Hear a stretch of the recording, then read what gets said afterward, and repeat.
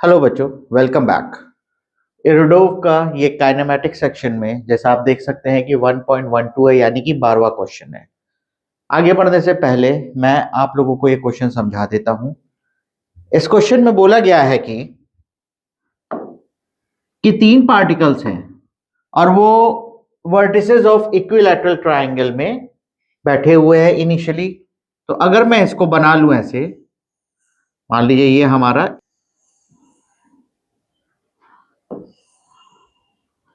ये मेरा equilateral triangle है, अज्यूम कर लीजिए। अब बोला गया है कि यहां पर पार्टिकल्स हैं। यहां पर पहले हम अज्यूम करते हैं कि यहां पर ए है पार्टिकल, और यहां पर पार्टिकल बी है, और यहां पर पार्टिकल सी है। ठीक है।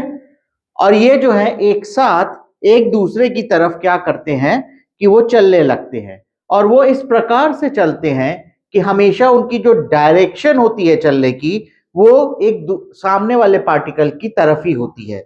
मतलब कि इसके वाले इस पॉइंट पर चलने की जो डायरेक्शन ऑफ स्पीड होगी, इसका मतलब कि अगर ये चलने वाले पार्टिकल ए से जो पार्टिकल निकला है बी की तरफ, वो इस डायरेक्शन में इस समय जाता होगा, बी वाला सी की तरफ जाता होगा, और सी वाला इस डायरेक्शन में ए की तरफ जाता होगा, और सब वी स्पीड से, जो कि कंटिन्यूअस है, जो कि कांस्टेंट है, वो उसी तरीके से चलते चले जा रहे हैं। ठीक है।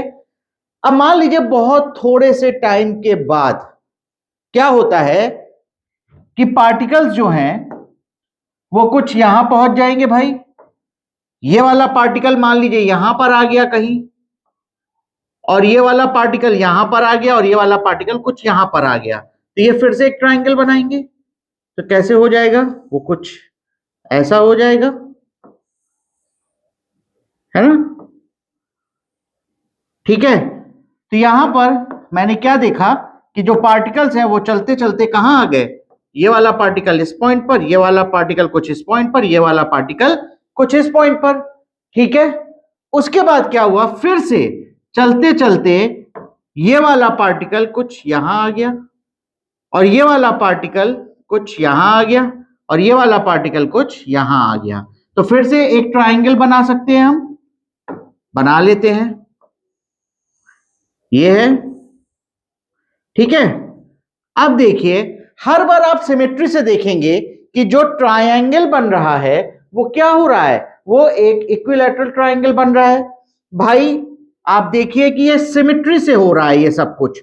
तो जो भी ट्रायंगल जब हम पॉइंट्स ज्वाइन करेंगे, अगर इनिशियली वो इक्विलैटरल ट्रायंगल है, तो हर बार अगर हम सारे पॉइंट्स को मिला के जो ट्रायंगल बनाएंगे, वो बार बार क्या बनेगा हमारा, वो हमारा इक्विलैटरल ट्रायंगल बनेगा। तो यानी कि ये वाला भी ट्रायंगल हमारा इक्विलैटरल है, ये वाला भी ट्रायंगल इक्विलैटरल है, और ये वाला भी ट्रायंगल इक्विलैटरल है। ठीक है। फिर हमने अज्यूम किया भाई कि चलते चलते चलते चलते क्या हुआ, ये कुछ यहां पर आ जाएगा, फिर कुछ समय के बाद बी वाला पार्टिकल चलते चलते यहां आ जाएगा, सी वाला कुछ यहां आ जाएगा। तो फिर से हम क्या बना सकते हैं, एक ट्रायंगल बना सकते हैं, और ये भी ट्रायंगल क्या होगा, सिमेट्री से हमारा इक्विलैटरल ट्रायंगल बनेगा। तो आप देखेंगे कि सिमेट्री से अगर हम देखेंगे तो इक्विलैटरल ट्रायंगल में जिस तरह से ये चल रहे हैं बनाते हुए, पार्टिकल ए कुछ चलते चलते चलते चलते कुछ यहां पर आएगा सेंटर पर, उसी तरीके से आप देखिए पार्टिकल बी जो है चलते चलते चलते चलते चलते वो यहां पर कुछ आ जाएगा, और पार्टिकल सी भी जो है चलते चलते चलते चलते चलते चलते कुछ यहां पर आ जाएगा। और अगर ये पॉइंट हम डी ले लेते हैं, तो डी हमारा क्या होगा, ये होगा सेंट्रोइड ऑफ ट्रायंगल। ठीक है। सेंट्रोइड ऑफ ट्रायंगल, यानी कि ये सारे पार्टिकल इस प्रकार से चल रहे हैं कि वो फाइनली जो मीट हो रहे हैं वो सेंट्रोइड ऑफ ट्रायंगल पे मीट हो रहे हैं। और जब वो मीट हो रहे हैं, और इनिशियल जो पोजीशन थी, मीट होने तक का जो टाइम है, यही हमसे निकालने को बोला भी गया है। तो चलिए भाई इसको निकालते हैं हम लोग। ठीक है, कि कैसे हम लोग इसको सॉल्व करेंगे। अब देखिए यहां पर इनिशियली ये वाला पार्टिकल इस बी की तरफ आ रहा है, जब ये बाहर आउटर मोस्ट जो ट्रायंगल है उसकी स्पीड क्या है, v। और अगर हम इसकी स्पीड देखें जो कि पार्टिकल बी है, वो हमेशा वो किधर की तरफ जाने की कोशिश करेगा, सी की तरफ। तो उसकी ये वाला जो ट्राइंगल में ये वाला जो एंगल होगा ये 60 डिग्री होगा। तो उसकी कुछ एक कंपोनेंट होगा वेलोसिटी का जो ए की तरफ होगा, वो क्या होगा, वो होगा v cos 60 डिग्री, राइट। उसी तरीके से अगर हम यहां पर देखें c को, तो c का जो वेलोसिटी है या स्पीड है वो हमेशा a की तरफ है। तो इसका जो एंगल है 60 डिग्री, इसकी वजह से जो b की तरफ इसका वेलोसिटी का एक कंपोनेंट होगा वो क्या होगा, वो v cos 60, है ना। और इसी तरीके से अगर a की बात करें तो a का वेलोसिटी का जो कंपोनेंट c की तरफ होगा वो कितना होगा, वो भी होगा v cos 60 डिग्री, राइट। तो आप देखिए, चाहे आप इन दोनों पार्टिकल्स को देख लो, चाहे आप इन दोनों पार्टिकल्स को देख लो, चाहे आप इन दोनों के पार्टिकल्स को देख लो, आप तीनों पार्टिकल्स के बीच में अगर रिलेटिव स्पीड की बात करोगे तो वो क्या होगा, यहां पर अगर मैं लिखूं कि रिलेटिव स्पीड अगर पार्टिकल्स के बीच की बात करें, रिलेटिव स्पीड वो क्या होगा, आप देखिए तीनों पार्टिकल्स के लिए क्या यही होगा, v plus v cos 60 degree, है ना। देखिए v cos 60, v cos 60 और v, और यहां v और v cos 60, और ये सारे ऑपोजिट डायरेक्शन में है तो ऐड हो जाएंगे, राइट। तो इसको हम क्या लिख सकते हैं, ये हो जाएगा v प्लस v बाई 2, तो ये आ जाएगा हमारा 3/2 v, यानी कि हमारा relative velocity of approach particle का आ गया है। आप सिर्फ इसी पोजीशन से नहीं देख सकते, आप यहां पे भी देख सकते हैं। अगर ये वाला ट्राइंगल जो मैंने ऑरेंज कलर से बनाया है, आप देखेंगे कि अगर यहां पर ये फिर से v स्पीड से इसकी तरफ जा रहा होगा और c पार्टिकल इधर की तरफ भी जा रहा होगा v स्पीड से, और a वाला पार्टिकल b की तरफ आ रहा होगा v स्पीड से, तो इसका एक कंपोनेंट क्या आ जाएगा, v cos 60 डिग्री, और इसी तरीके से इसका c का पार्टिकल का एक कंपोनेंट इधर क्या आ जाएगा, v cos 60 डिग्री, है ना। और इसी तरह से a का भी आप बात करेंगे तो ये क्या आ जाएगा, v cos 60 डिग्री। यानी कि आप ये बोल सकते हैं कि हमेशा ये तीनों जो पार्टिकल्स आपस में पास आ रहे हैं उनकी हमेशा एक फिक्स्ड जो कि कांस्टेंट रिलेटिव स्पीड है, यानी कि वो तो बदल ही नहीं रही है किसी भी टाइम, हमने ये देखा यहां पर, ठीक है। और अगर हम टाइम की बात करें भाई, टाइम, तो टाइम अगर हम रिलेटिव स्पीड से निकालने की कोशिश करते हैं तो क्या होता है, रिलेटिव डिस्टेंस, है ना, अपॉन रिलेटिव स्पीड, यही तो होता है, ये हम लोग ने पढ़ते हुए आ रहे हैं, है ना।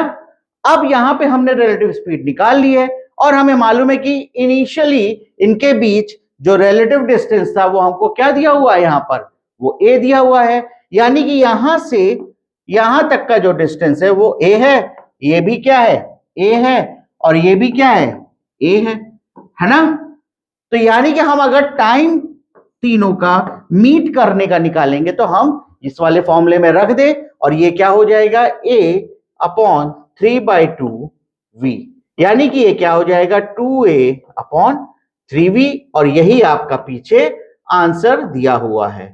क्लियर बच्चों, आई होप ये वाला मेथड मैंने बड़ी सिंपल तरीके से आपको बताने की कोशिश करी है, आपको ये समझ में आ गया होगा। ये एक बहुत ही अच्छा कंसेप्चुअल क्वेश्चन है, ठीक है। चलिए अब इसी को हम अगर नेक्स्ट मेथड से देखें, अगर हम इसको नेक्स्ट मेथड से देखते हैं तो आपको क्वेश्चन में थोड़ा सा और कुछ करने का भी मौका मिलेगा और क्वेश्चन में पकड़ भी अच्छी होगी आपकी। तो देखिए, अगर मैं ट्रायंगल बनाऊं, यहां पर ये ट्रायंगल है ना, और क्या बोला गया है कि भाई इन तीनों के वर्टिसेस भी इनिशियली मैंने अज्यूम किया था, यहां पर A है, यहां पर B है पार्टिकल, और यहां पर क्या है भाई, C। और मैंने आपको पहले दिखाया था कि सिमेट्री की वजह से वो सेंट्रॉइड ऑफ ट्रायंगल पे जाकर के मिलेंगे, जो कि यहां सेंटर पर होता है इक्विलैटरल ट्रायंगल के। और अगर हम यहां से एक लाइन खींचे जो कि सेंट्रॉइड ऑफ ट्रायंगल पे मीट कर रही है, तो मैं ये बोल सकता हूं कि यहां से सेंट्रॉइड ऑफ ट्राइंगल का जो डिस्टेंस होगा वो मैं निकाल सकता हूं।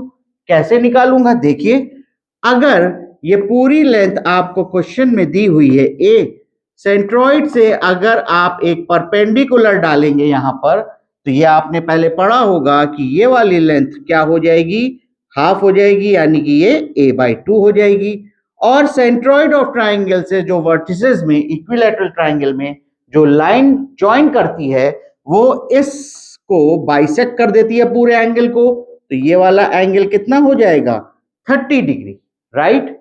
और ये वाला साइड अगर हम L ले लें तो क्या हम इस ट्राइंगल में ये लिख सकते हैं, cos 30 degree is equals to क्या हो जाएगा, a/2 अपॉन L, है ना। ये राइट एंगल ट्राइंगल है, ठीक है। अब देखिए, जैसा क्वेश्चन में बोला गया है कि A जो है वो हमेशा इस तरफ v वेलोसिटी स्पीड से चल रहा है, B इस तरफ चल रहा है और C हमेशा इस तरफ चल रहा है, तीनों एक दूसरे का पीछा कर रहे हैं।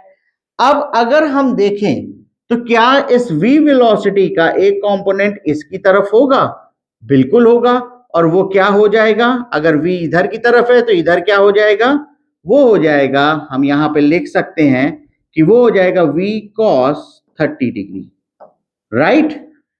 अब फिर से यही हम बात करें, आप देखिए गौर से, तीनों जो है सेम ही डिस्टेंस ट्रेवल कर रहे हैं, क्योंकि सेंट्रॉइड जो है वर्टिसेस से हमेशा क्या होता है, इक्वी डिस्टेंस पे होता है। तो अगर इसकी लेंथ L है तो ये भी L है, ये भी L है, राइट।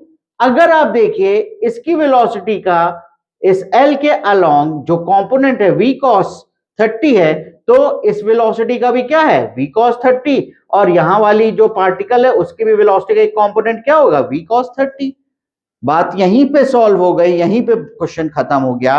अब आप देखिए, ये तीनों अगर यहीं सेंट्रॉइड पे मिल रहे हैं तो हम इसको डायरेक्टली बोल दें कि यहां से बी पे जो पार्टिकल है सेंट्रॉइड पर जाने का जो टाइम लगेगा वही हमारा टाइम है। उसके लिए हमें लेंथ भी मालूम है और उसी डायरेक्शन में हमें स्पीड भी मालूम है, तो हम टाइम इजीली निकाल लेंगे।